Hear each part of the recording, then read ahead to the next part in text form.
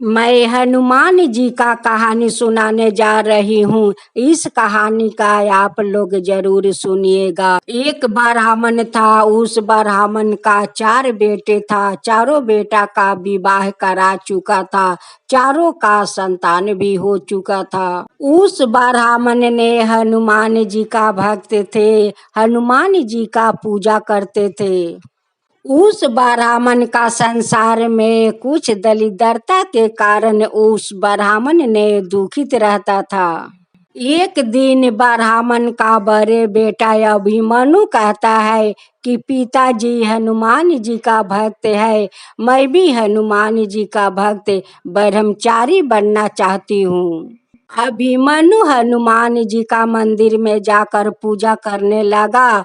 पूजा करते करते तो वो ब्रह्मचारी बन गया। लेकिन उनकी घर का तो दरिद्रता कम नहीं हुआ। अभिमन्यु का पत्नी कहती है अभिमन्यु से कि आप तो अपना जिम्मेदारी छोड़कर हनुमान का ब्रह्मचारी बन गए, लेकिन क्या हुआ? संसार में तो दरिद्रता का दरिद्रते रह गया। अभिमन्यु अपना पत्नी के बुझाते हैं कि देखो, इस संसार में तो किसी का घर में धन है तो किसी का घर में दरिद्रता के कारण लोग दुखित रहता है। लेकिन दुखित होने से तो कुछ नहीं होता है, दुख को तो सहना पड़ता है। जिस दिन हनुमान जी का दया होगा उस दिन दरिद्रता दूर हो जाएगा। ऐसे देखते देखते तो कुछ दिन बीत गया। एक दिन अभिमन्यु सोचता है कि मैं क्यों नहीं हनुमान जी का कठोर से कठोर आराधना मैं करती हूँ। एक दिन अभिमन्यु अन्न जल त्याग करके हनुमान जी का तपस्या करने लगा। जब सूरज देव उठते हैं तो देखते हैं कि तो ब्राह्मण हनुमान को तपस्या कर रहे हैं, वो भी अन्न जल त्याग करके। तपस्या करते करते सुबह से शाम हो गया, शाम से फिर सुबह हो गया। फिर सूर्य देव उठते हैं। फिर देखते हैं कि ब्राह्मण तो ये काल से तपस्या कर रहे हैं, लेकिन हनुमान जी तो अपना दर्शन नहीं दे रहे हैं। फिर सुबह से शाम हो गया। सूरज भगवान अपना माँ का गोद में चला गया, लेकिन ब्राह्मण देव का तपस्या नहीं छूटा, वो तपस्या करते रह गए। फिर सुबह हो गया। जब सूर्य देव उठते हैं देखते हैं कि ये तो ब्राह्मण देव आज 3 दिन से तपस्या कर रहे हैं, लेकिन हनुमान जी तो अपना दर्शन नहीं दिखा रहे हैं और नहीं कुछ कह रहे हैं। सूर्य भगवान कुछ सोच रहे हैं कि क्यों नहीं इस ब्राह्मण को कुछ मैं तकलीफ दूं। अब तो सूर्य देव अपनी अग्नि ज्योत उस ब्राह्मण का शरीर पर देने लगे। अब तो ब्राह्मण देव का शरीर काला होने लगे।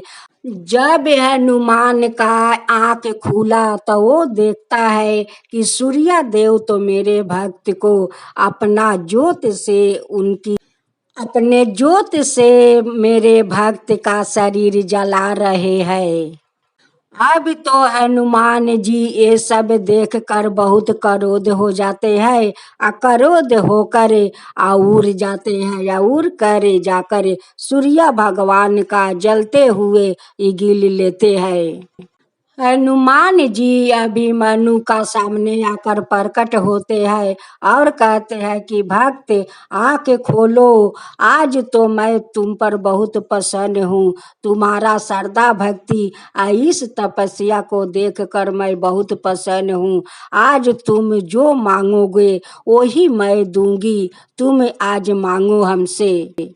अभिमन्यु कहते हैं कि हे हनुमान जी, मुझे तो कुछ दिखता नहीं है तो मैं मांगू कैसे? अगर मुझे आँख से दिखेगा तभी तो मैं कुछ मांग सकती हूँ। आगे आप रोशनी तो कीजिए, तभी तो आपसे मैं कुछ मांग सकता हूँ। हनुमान जी, आप रोशनी तो पहले कीजिए। इस संसार में तो इतना अंधकार छा गया है हनुमान कि कुछ दिखता नहीं है कि मैं मांग सकूं। अगर मैं कुछ देखूंगी नहीं तो मांगूंगी कैसे वीर हनुमान, कैसे मांगूंगी। अपना भक्त के इस सब बात सुनते ही हनुमान जी सूर्या देव का अपना अंदर से ही गिल देते हैं। अब तो चारों ओर रोशनी फैल गया। अभिमन्यु अपना हनुमान से कहते हैं कि हे हनुमान, सूर्य भगवान का तो इसमें कोई कसूर नहीं है। वो तो हमें देख रहा है कि 3 दिन से अन्न जल त्याग करके मैं आपका तपस्या करता हूँ। उस लिए सूर्य देव का मेरा तकलीफ देखा नहीं गया। उस लिए अपना जोत से सूर्य भगवान हमें जलाने लगे कि आप जल्द से जल्द आप प्रकट हो और हमें दर्शन दिखाए। इसलिए सूर्य भगवान को इतना करना पड़ा वीर हनुमान, इसलिए करना पड़ा। सूर्य देव कहते हैं कि हनुमान, आपका भक्त सत्य बोल रहा है, ये जो बोल रहा है सत्य बोल रहा है। हनुमान कहते हैं कि हे सूर्या देव, हमें आप माफ कर दीजिए, हमें आप माफ कर दीजिए। हम तो अपना श्री राम जी को ध्यान में थे, उस लिए तो अब मेरा भक्त के ऊपर नजर नहीं पड़ा। सूर्या देव नजर नहीं पड़ा। हनुमान जी कहते हैं कि अभिमन्यु, तुम्हारा श्रद्धा भक्ति और तपस्या देख कर तो मैं बहुत प्रसन्न हूँ। आज तुम हमसे मांगो। उस ब्रह्मचारी हनुमान जी से कहते हैं कि हनुमान जी, मैं क्या कहूँ, आप तो अंतर्जामी है, आप तो सब कुछ जानते हैं। हनुमान जी सब कुछ जानते हैं। मेरे संसार में तो दरिद्रता के कारण सभी लोग दुखित है। हे वीर हनुमान, सभी दुखित है। हे वीर हनुमान, मैं आपको क्या बताऊं। उस हनुमान जी ने अपना भक्त को तथास्तु व सुखी होने का कहकर अंतर ध्यान हो गए। रात को सोते समय हनुमान जी अभिमन्यु का घर जाते हैं और रात भर में उनकी घर महल हो गया, उनकी घर धन से भर गया। जब वो लोग कायंग ही टूटता है तो देखता है कि यहाँ पर तो राता राती महल बन गया है, घर में धन भर गया है, हम लोग राजा का पोशाक में है। राजा जैसा हम लोग पोशाक पहने हुए हैं।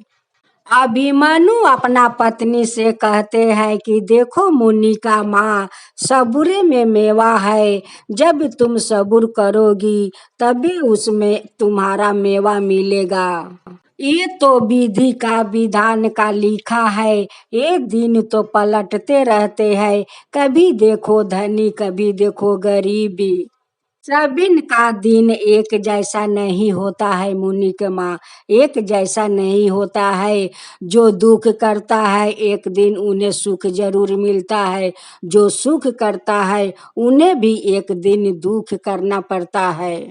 जो विधाता तकदीर में लिख देता है वही होकर रहता है, उसको कोई नहीं मिटा सकता है। हे हनुमान, जैसे आप उस ब्राह्मण को घर राता राती जाकर आप महल बना दिया, धन भर दिया, वैसा ही सबका घर में धन भर दीजिए। हे हनुमान, सबका घर में धन भर दीजिए। ऐसे एक कहानी और कहा जाता है। उसी गांव में एक गंगू तेली रहा करते थे, उनकी एक बेटी थी। उस तेली का बथान में एक सुंदरी गाय माता रहती थी, जो गाय माता रोज दूध देती थी। गंगू तेली उस गाय माता का दूध दूह कर उस दूध का खीर बनाकर खाया करता था। उस सुंदरी गाय माता का दूध किसी ने चोरी से दूह कर ले जाया करता था। जब भी गंगू तेली सुबह उठ कर जाते तो देखता कि गाय माता का भाषा में तो दूध नहीं है। गंगू तेली सोचने लगे कि शायद लगता है कि गाय माता को पेट भर का भोजन नहीं मिला है, उसलिए तो उनकी भाषा में आज दूध नहीं है। गंगू तेली अपना गाय को शाम के पहर बहुत सारा दाना खिलाते हैं और कहते हैं कि गाय माता पेट भर के भोजन करना, अकाल सुबह बाल्टी भर के मुझे दूध देना। गाय माता अपना रस्सी खोल कर सुबह सुबह उस जगह में जाकर घास खा रही थी जिस जगह में एक हनुमान जी का प्रतिमा था जो धूल माटी और मकरा के जाल से ढके हुए थे। उसी जगह गाय माता जाकर घास खा रही थी और वही जगह चोर आकर या दूध दूह रहा था। गंगू तेली का बेटी बहुत नेक दिल के थी और भगवान के प्रति बहुत उनके मन में श्रद्धा भक्ति थी। गाय माता फिर से खुल कर उसी जगह पर जाकर घास खा रही थी। उसी जगह पर गाय घास खा रही थी और उसी जगह पर चोर आकर गाय का दूध दूह रहा था। वैसे राजकुमारी अपना घर से निकल रही थी, देखती है कि फिर से चोर गाय का दूध दूह रहा था। वो देख कर राजकुमारी उनकी पीछा किया। जाते जाते वहां पर देखती है कि यहाँ पर तो चोर नहीं है, यहाँ पर तो कुछ नहीं है, यहाँ पर तो बस है तो बजरंग बली का एक प्रतिमा और उनकी प्रतिमा के सिवा तो यहाँ पर कुछ नहीं है। राजकुमारी अपना पिताजी से कहती है कि पिताजी, यहाँ पर आप खूब सुंदर हनुमान जी का मंदिर बनवा दीजिए। गंगू तेली अपना बेटी का बात सुनकर वहाँ पर राता राती खूब सुंदर मंदिर बनवा देते हैं। उस मंदिर में धाम धूम से हनुमान जी का पूजा करवाते हैं। अब तो वहाँ पर देशा देशी के लोग आने लगे, हनुमान जी का दर्शन करने लगे, श्री राम जी का दर्शन करने लगा। उस हनुमान जी का नाम पड़ गया श्री राम भक्त हनुमान। उस हनुमान जी का श्री राम भक्त के नाम से जाना जाता है। श्री राम अयोध्या हनुमान भक्त के नाम से जाना जाता है। जो श्री राम हनुमान का गाथा सुनाता है, जो सुनता है, जो हुंकारी पढ़ता है, उन सब का ऊपर कृपा कीजिए। हे श्री राम, हे हनुमान, सब का ऊपर कृपा कीजिए। जय श्री राम, जय श्री राम, जय हनुमान, जय हनुमान।